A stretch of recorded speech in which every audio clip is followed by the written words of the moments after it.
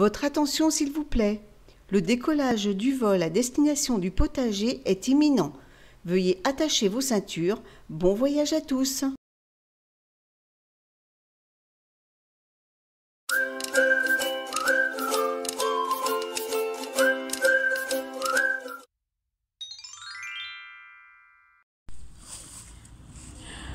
Alors avant, ce que je faisais, j'attachais directement comme ceci la tige, la tige de la tomate directement au tuteur.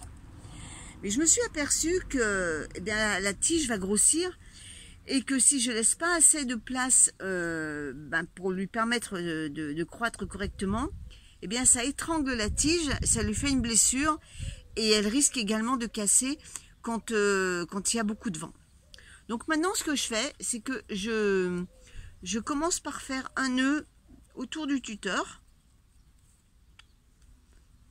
Pas besoin de faire un double nœud, c'est pas la peine.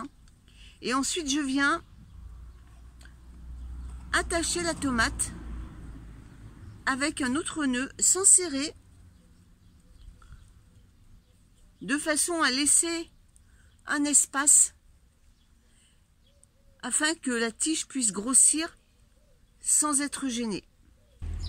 Lorsque vous vous trouvez en présence d'un pied de tomate avec pour terminaison non pas la continuité de la tige mais un bouquet de fleurs comme ça, ça veut dire que votre pied de tomate ne va pas pousser plus haut, il va s'arrêter ici.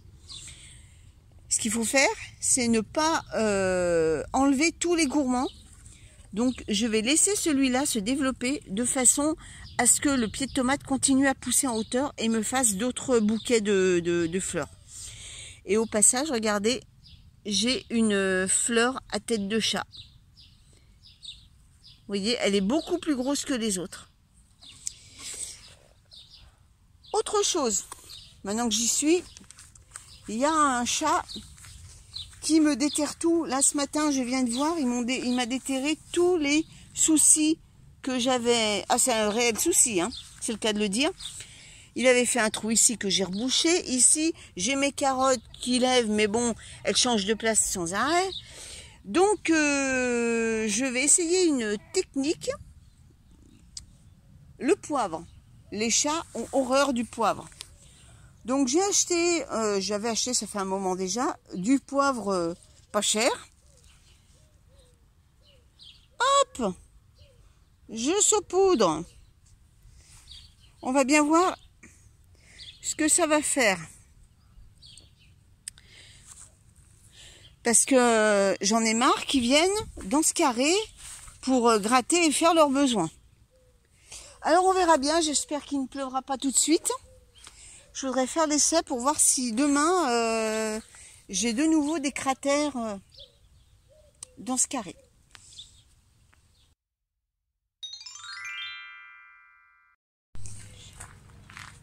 Alors à part ces bacs que je laisse dans la serre parce que ça fait quand même un peu lourd, donc je laisse dans la serre. Tout le reste c'est passé en mode été dehors sur les étagères. Ah, vous pouvez voir que j'ai quand même pas mal de salades en attente. Tout ça c'est de la salade. C'est de la salade, ça aussi, là aussi, ça, et ici également. Donc tout ça, c'est en attente d'être planté en pleine terre. J'avais ressemé des œillets d'Inde, donc il y en a que, sur toute la totalité, j'en ai que 4 qui ont germé. Et il me reste encore des blettes en attente de repiquage, de plantation. J'avais semé également du brocoli que j'ai rempoté dans des godets individuels parce que je les avais semés dans ces alvéoles. J'ai encore de la bourrache, ça c'est du cerfeuil. Et il me reste encore des œillets du fleuriste que je n'ai pas planté. Il va falloir peut-être que je m'y mette. Avant Noël quand même. J'ai Belle de Nuit qui sont toujours pas sorties. C'était une nouvelle vague, mais c'est très long à sortir. La première vague a mis 20 jours à germer. Et là, pour l'instant, il n'y a rien du tout. On verra bien. Donc voilà tout ce petit monde.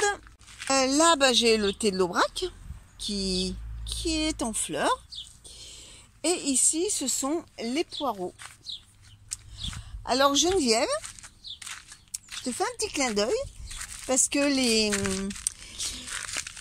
les bulbes que tu m'as donné de safran, eh bien, je les ai mises dans cette caisse-là. C'est au soleil. Donc pour l'instant, je les ai mis là. Après, peut-être que je les déplacerai, mais pour l'instant, je les ai mis là pour mieux les surveiller. Donc voilà, maintenant j'attends que ça pousse. Je vais ramasser quelques radis pour ce soir. Ah, ils sont petits, mais bon, c'est pas grave. Je vais prendre les plus gros. Alors, bon, il n'y en aura pas beaucoup. Et bon, on n'est que deux.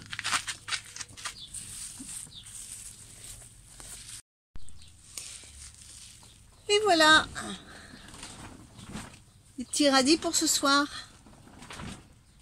Ça, c'est le lilas des Indes qui, ma foi, est bien reparti.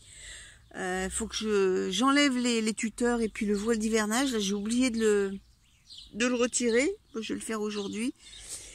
Mais voilà, j'ai enlevé toutes les parties sèches. Ah, il en reste une ici. Ça, je vais l'enlever parce que ça sert à rien. De toute façon, c'est mort. Donc, je suis contente. Il est bien reparti. Alors, la mélochier, ça y est. Les baies, il y en a même qui commencent à être... alors ça, j'adore.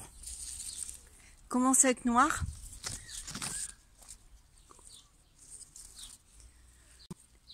Je vais pouvoir commencer à les récolter.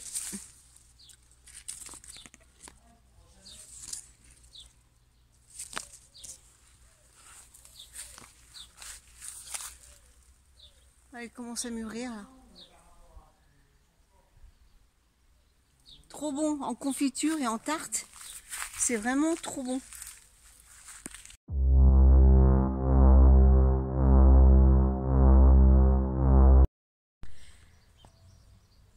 Alors, il y a plein de pucerons sur les fèves.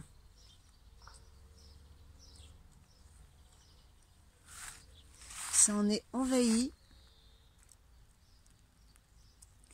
Mais une chose est super, c'est que dans toute cette forêt de fèves, il y a plein de coccinelles. Vous en voyez une ici. Il y en a deux là.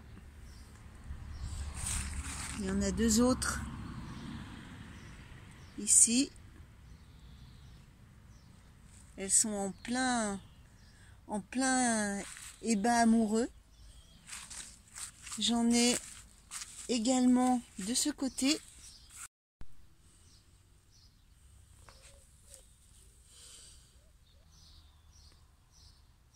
Et ici, vous pouvez voir une tipule. Alors, je vais vous emmener de l'autre côté, là où j'ai d'autres fèves. On va voir si j'ai autant de coccinelles qu'ici. Alors là aussi, ça en est envahi. Et bon, je ne sais pas ce que ça va donner, ce carré de fèves, parce que les gousses ne sont pas formées comme les autres. Il y en a des petites, mais bon, c'est vrai que ce côté-là du potager, les légumes ont du mal à pousser correctement. Regardez, ça en est plein. Partout, des pucerons. Et pendant que je discute avec vous, j'ai vu une coccinelle. Alors ça y est, je la vois plus. J'en ai vu une. Alors, on va la chercher. Elle est là, ça y est, je l'ai vue. Voilà, une coccinelle en train de se repaître 2 pucerons. Alors, j'en ai pas vu d'autres, contrairement à l'autre côté où j'en ai quand même pas mal. Ah, là, j'en ai une sur les blettes. Donc, il y en a 2. Il doit y en avoir d'autres. Enfin, voilà, vous voyez que ce côté du jardin, là, les légumes sont pas top, quoi. J'espère que cette vidéo vous a plu et on se retrouve dimanche pour une nouvelle semaine au jardin.